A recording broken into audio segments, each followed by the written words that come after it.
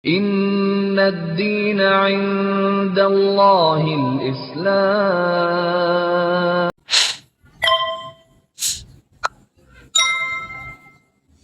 Jadi kalau anak yatim, ya intinya kan mengajak mereka itu menjadi gembira. Tidak selalu santunan, tapi santunan salah satunya lah. Tapi yang lain-lain bisa kita lakukan. Misalnya kita ajak mereka makan di restoran, restoran yang biasanya mereka kalau anak yatim kita tahu diberi makan itu nasi kotak, tapi kalau kita ajak dia makan duduk di restoran, di mall yang bagus dan sebagainya, suasana yang baru, nonton bareng kalau ada film yang cocok untuk anak-anak yatim, itu juga kita lakukan. Bahkan kita ajak mereka belanja bareng di supermarket. Belanja bareng. Ya, dengan anak-anak yatim yang satu yatim itu, satu panti itu menggunakan satu kereta. Jadi belanja apa aja nanti tinggal kita hitung di kasir. Dan itu menyenangkan buat mereka, juga melatih kepemimpinan, melatih mereka memikirkan temannya dan seterusnya. Banyak program yang kita buat.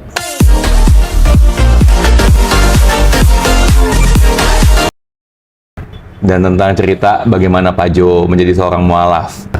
Ketika Pak Jo menjadi seorang mualaf, saat itu kenapa bisa menjadi mualaf adalah karena ingin menikah. Ya. Cinta yang luar biasa. Pertanyaannya, ada nggak sih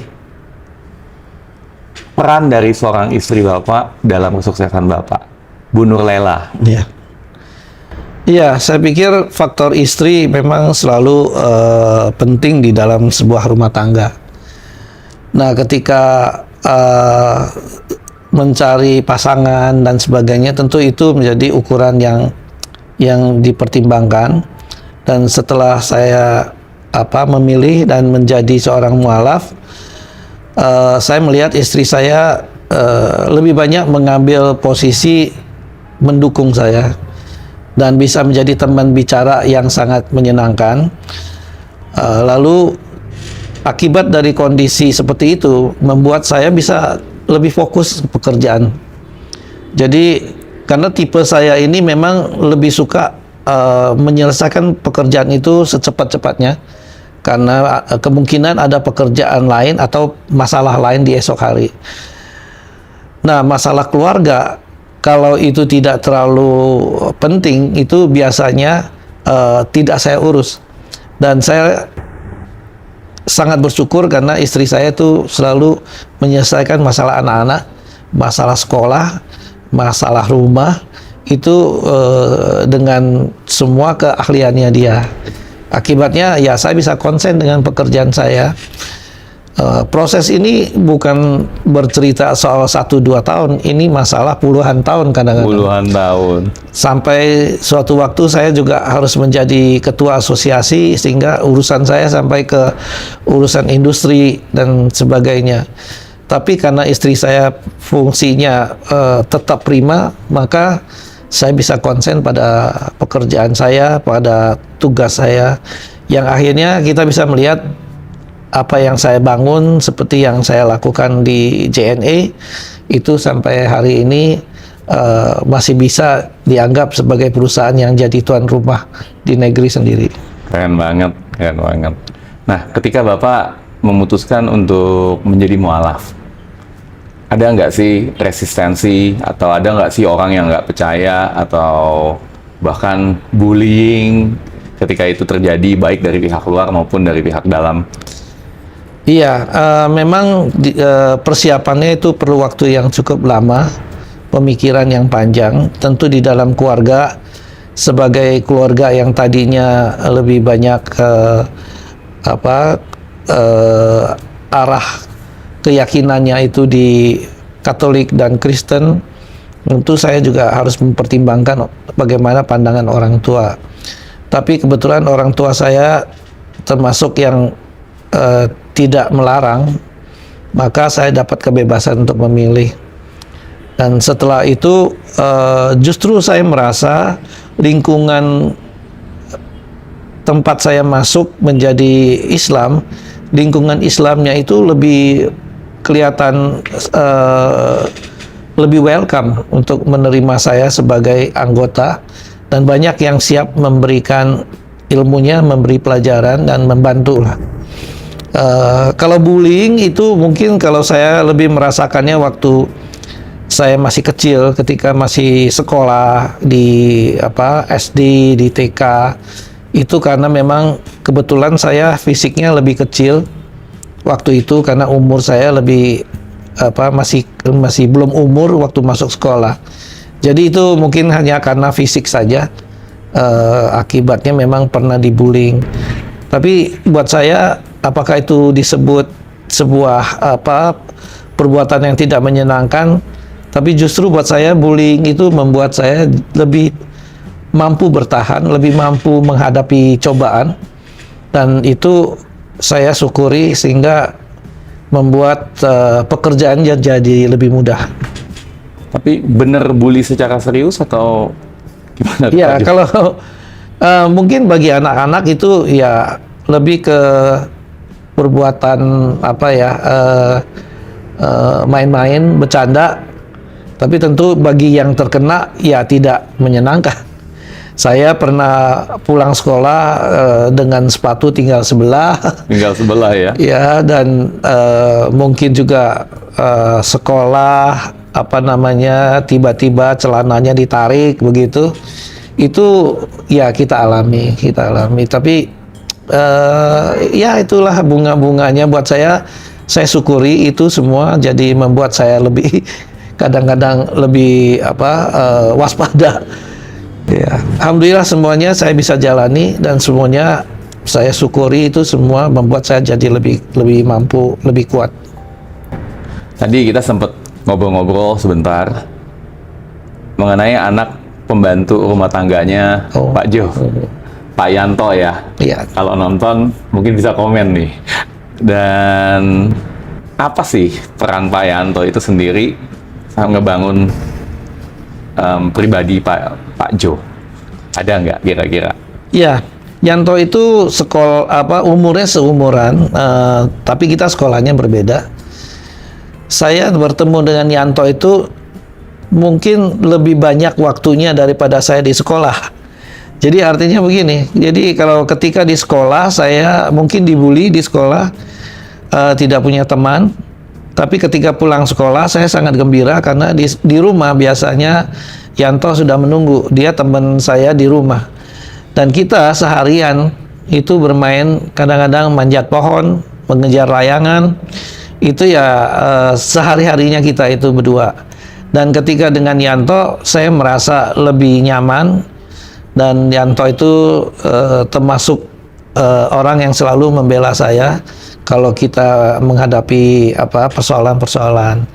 Itulah makanya kita cukup dekat sampai ketika kita berpisah waktu saya pindah ke Jakarta, sempat putus sebentar, tapi alhamdulillah setelah dicari-cari akhirnya setelah puluhan tahun juga saya temukan kembali dia di Kampung Deli.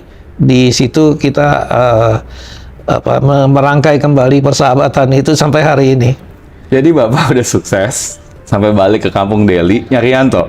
Iya, karena memang Medan itu kan juga salah satu kota yang kita punya cabang. Jadi saya memang kebetulan ke sana untuk menelusuri lah masa lalu kita. Dan apakah kemudian Bapak membantu Yanto untuk bekerja di JNE atau gimana? Kalau Yanto dia memang punya pekerjaannya sendiri. Dia juga termasuk penarik, mungkin kalau di Jakarta ini Metro Mini begitu ya. Tapi sekarang dia karena sudah usianya juga, mungkin dia sudah pensiun, dia jadi bengkel sekarang. Pekerjaannya ya itu. Jadi saya menghargai apa yang dia sudah lakukan sampai hari ini.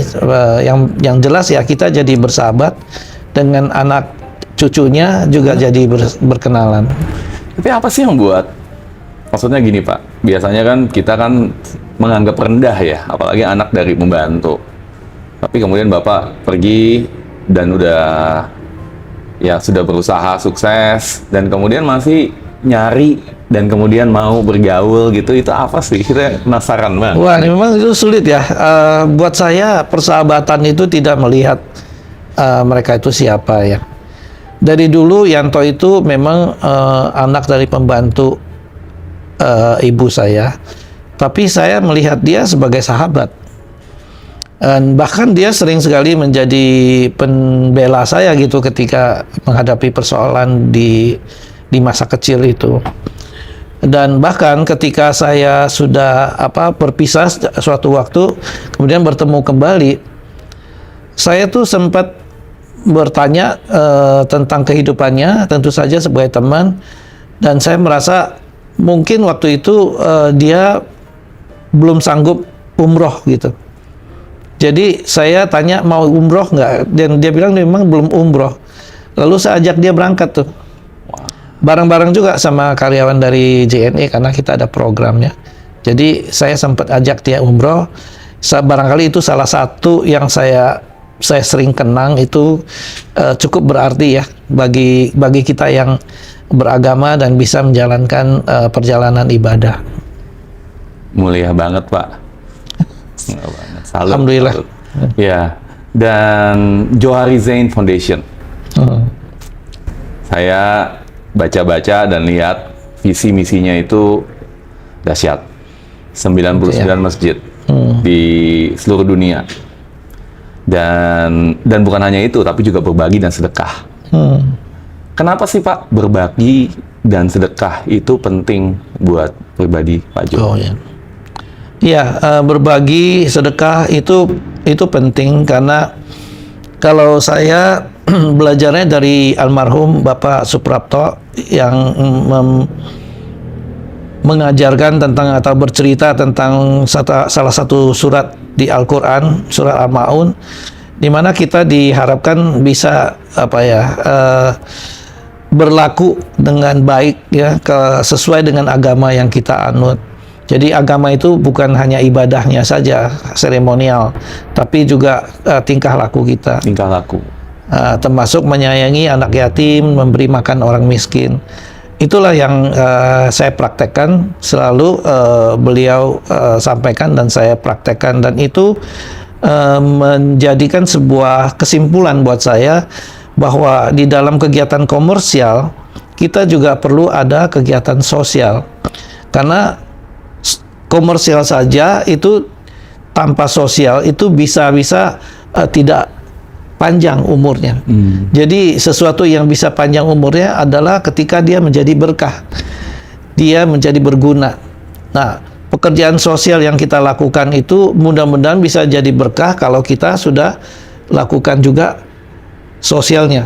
Jadi kegiatan komersialnya itu bisa jadi berkah, bisa panjang umurnya kalau diisi dengan kegiatan sosial. Jadi yayasan itu kita buat supaya kegiatan komersial kita itu bisa berkah gitu. Dan itu saya lakukan melalui yayasan, dan yayasan ini juga sebagai sarana untuk mengajak orang-orang yang mau mempraktekkan dari umumnya orang berdagang tapi lupa untuk berbuat kebaikan, maka bisa melakukannya melalui yayasan kita. Boleh nggak sih kalau saya bilang JNE itu bisa sukses, salah satu faktor utamanya adalah karena berbagi dan sedekah, Pak? Iya, saya rasa banyak orang yang menyatakan seperti itu, yang mengatakan JNE itu menggunakan manajemen spiritual. Manajemen spiritual. Ya. Oke. Memang itu salah satu yang orang percaya, karena di dalam prakteknya kita itu setiap kali kegiatan kita selalu ada anak-anak yatim yang kita undang, anak-anak yatim yang kita santuni, dan itu berjalan sudah 29 tahun sampai sekarang ini. 29 tahun. Iya, dan akan terus mudah-mudahan. Mudah-mudahan. Jadi kegiatan apa Pak di bawah anak yatim? Oh, macam-macam. Jadi kalau anak yatim, ya intinya kan mengajak mereka itu menjadi gembira. Tidak selalu santunan, tapi santunan salah satunya lah. Tapi yang lain-lain bisa kita lakukan. Misalnya kita ajak mereka makan di restoran, restoran yang biasanya mereka kalau anak yatim kita tahu diberi makan itu nasi kotak, tapi Kalau kita ajak dia makan, duduk di restoran, di mall yang bagus dan sebagainya, suasana yang baru, nonton bareng kalau ada film yang cocok untuk anak-anak yatim, itu juga kita lakukan. Bahkan kita ajak mereka belanja bareng di supermarket. Belanja bareng. Ya, dengan anak-anak yatim yang satu yatim itu, satu panti itu menggunakan satu kereta. Jadi belanja apa aja nanti tinggal kita hitung di kasir. Dan itu menyenangkan buat mereka, juga melatih kepemimpinan, melatih mereka memikirkan temannya dan seterusnya. Mudah-mudahan dengan apa ya, berbaik sangka, kita punya keyakinan sendiri untuk maju ke depan. Nah, ini pertanyaan terakhir untuk Pak Jo sebelum kita tutup interview ini.